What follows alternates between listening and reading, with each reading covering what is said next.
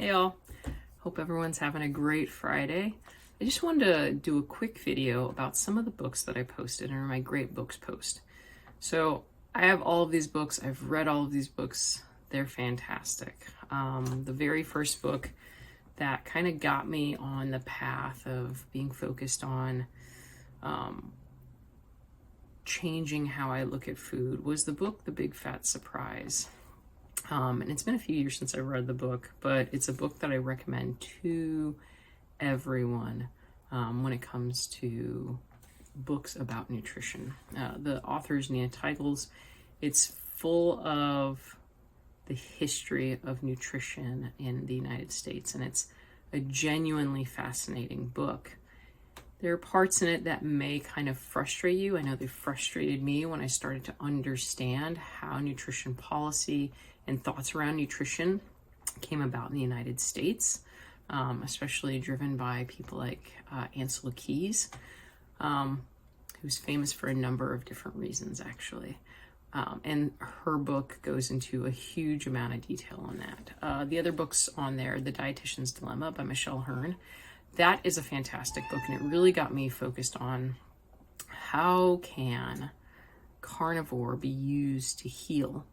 And she does a great job kind of talking through her personal journey, going from a kid with eating disorders, severe eating disorders, and how she kind of took the path of becoming a dietitian. You're also talking about somebody who was an athlete as well, going from being super carb heavy to understanding how carbohydrates and actually meat, more than anything, is what could fuel and heal her.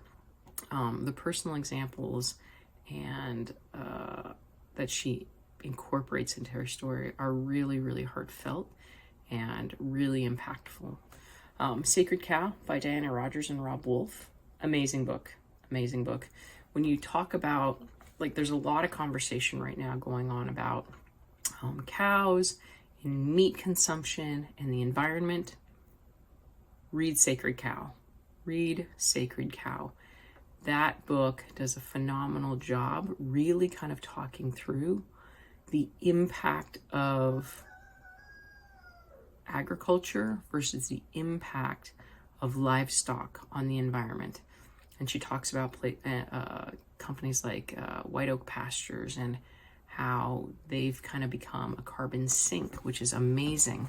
But their book does a phenomenal job debunking a lot of that, the scare tactics and the myths around the impact of livestock, and especially cows, on the environment.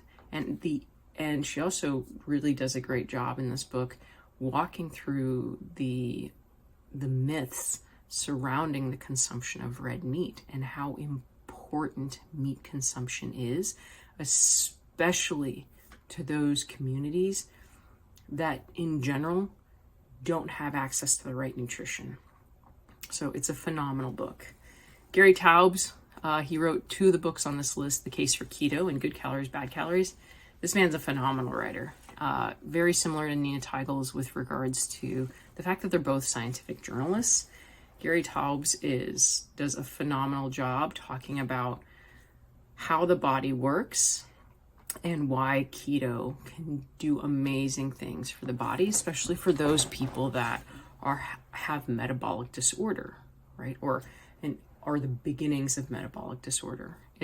They're both really amazing books. Good Calories, Bad Calories does a really great job talking through something similar to what The Big Fat Surprise does, which is looking at the history of nutrition and how those things came about, but then also looking at all of these different studies and what they truly showed with regards to what saturated fat especially does. And Good Calories, Bad Calories, Big Fat Surprise, they're fantastic books to provide a great education on the demonization of saturated fat and how sugar and things like that really kind of are the actual culprits.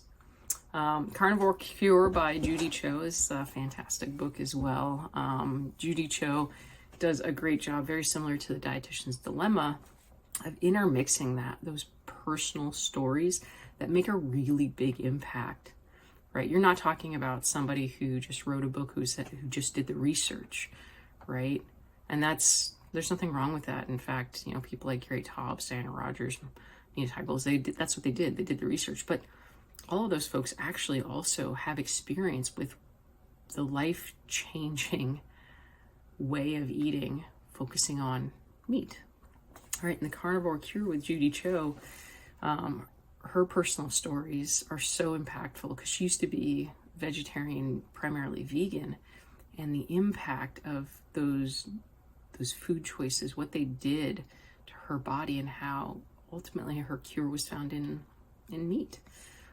She does a great job, again, kind of outlining the impact of meat, kind of the myths surrounding eating meat, the demonization around eating meat, and what the actual impact of not having meat does to your body.